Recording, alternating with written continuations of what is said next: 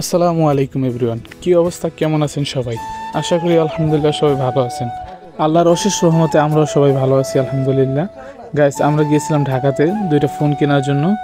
তো এখন ফোন কেনার জন্য আমরা বের হয়েছি বাসা থেকে। বের হয়ে একটা গাড়ি খুঁজতেছিলাম আমাদের গন্তব্যে যাওয়ার জন্য। তারপর আমরা একটা গাড়ি পেয়ে গেলাম। ভালো আছেন আপনি? শেষমেশ এখন আমরা অটোতে আছি।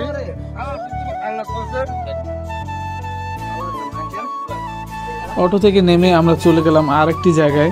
সেখানে গিয়ে আমরা সুফিয়ানের জন্য ওয়েট করতেছিলাম, কারণ আমাদের হিরোর জন্য অপেক্ষা করতেছে। হিরো এটা বলতে গেছে টাকা উঠাইবে, মনে হয় সব টাকা উঠায় নিয়ে যাবে, ঠিক না? অবশ্যই আমরা আজকে বড় লোক হয়ে যাবো।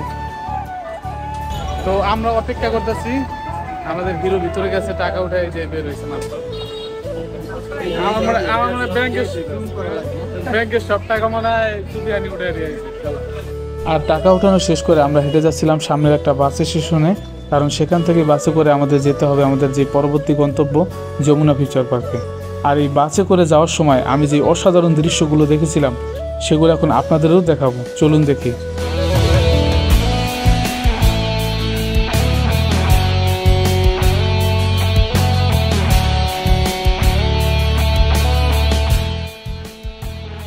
এই অসাধারণ দৃশ্য দেখার পর সত্যি আমার কাছে অনেক ভালো লাগছে যে না, অন্য অন্য দেশের মতো আমার সোনার বাংলাদেশও আস্তে আস্তে অনেক উন্নত হচ্ছে।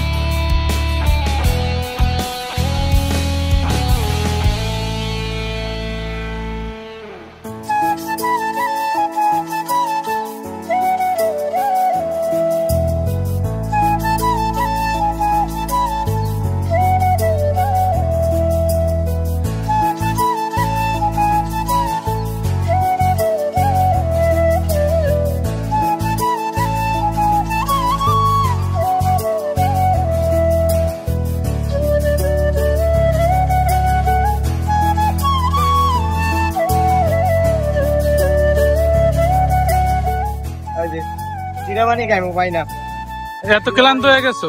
জিরাবানি মজা টাকা এই একটা জিরাবানি খাওয়ালে এত দূর তো ভাড়া দিয়ে রাখা জিরাবানি খাওয়ার লেগে। ঢাকা শহর তো পুরো ফাঁকা। Ticket confirm.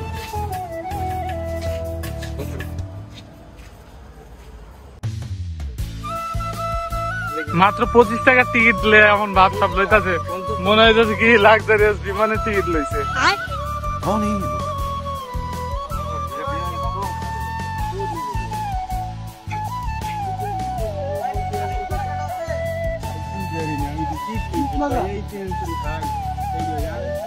তারপরে টিকিট নিয়ে আমরা বসে পড়লাম ভোটের উপর, আর অপেক্ষা করতে লাগলাম যে আমাদের ভোটটা কখন ছাড়বে।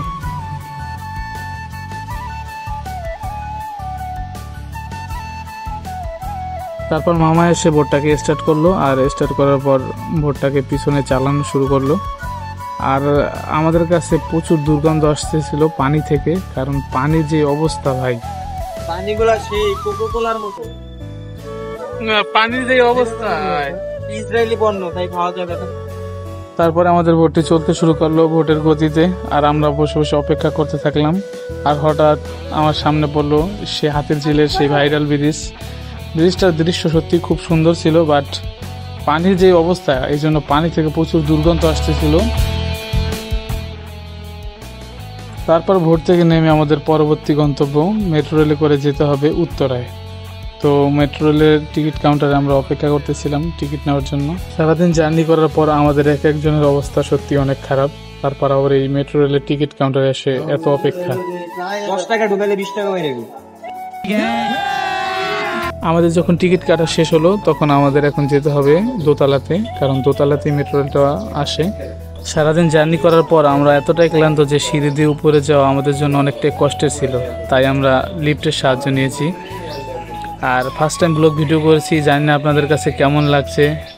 যদি কোনো ভুল ত্রুটি হয়ে থাকে সবাই ক্ষমার চোখে দেখবেন, আর সবাই ভালো থাকবেন, সুস্থ থাকবেন। আল্লাহ হাফেজ।